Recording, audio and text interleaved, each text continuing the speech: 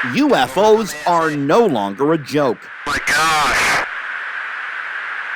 They're all going against the wind. The wind's 120 knots from the west. The phenomenon now being taken a lot more seriously because of videos like these that have been released. They're shot by U.S. Navy pilots encountering objects moving in ways they could not explain. The U.S. government says the videos are authentic, that it's investigating, and that it doesn't know what the objects are. Some of these authenticated videos have been leaked by filmmaker Jeremy Corbell. The green one, where it's like you see the night vision on the USS Russell, that was part of a much bigger UFO event series. So then I released the USS Omaha. You see the object dropping into the water. Whoa, splashed. Mark bearing and range. None of these craft have control surfaces, have wings, rotors, tails, plumes, or exhaust. None of them. None of them. Well, if there's look at that thing. It's rotating. Are there actual, like, high-quality 4K definition shots of these things that the military has? Yes. There is. Have you seen them? I couldn't say. Do you think we will ever see them as a public? I hope so.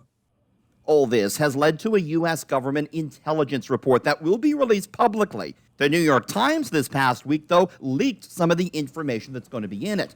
Apparently, the U.S. government looked at 120 incidents over 20 years and found them to be unexplainable. They could not definitively rule in or out that the phenomenon is alien spacecraft. I have never claimed that these are aliens. I have never claimed that I know. What I am saying is that these are unknowns. And I'm not even saying it.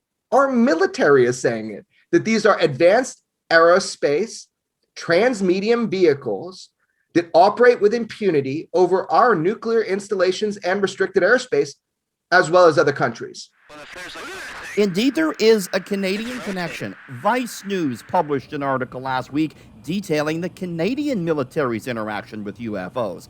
Vice wrote it, quote, discovered close to 70 years of cases involving the Canadian Armed Forces, such as a large tubular object tracked by radar in 2002, a white spot turning blue and red and traveling in a zigzag formation above Ontario's CFB Borden base in 1978, and an orange pulsating symmetrical light witnessed silently speeding over Ottawa by a pair of Air Force officers in March of 1950. Beyond what exactly these things are, the big question, I think, is what are their motivations?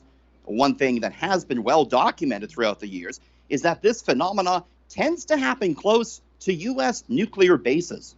To this day, there are incursions by unknowns within our most restricted nuclear facility airspace.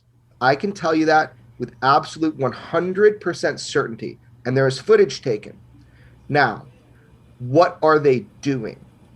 You know, look, your guess is as good as mine. Corbell tells me he thinks the U.S. government may be more willing to discuss this type of information now because of an increase in public pressure to do so. The full U.S. Senate Intelligence Commission report on this phenomena is due out before the end of the month. In Toronto, Richard Southern, City News.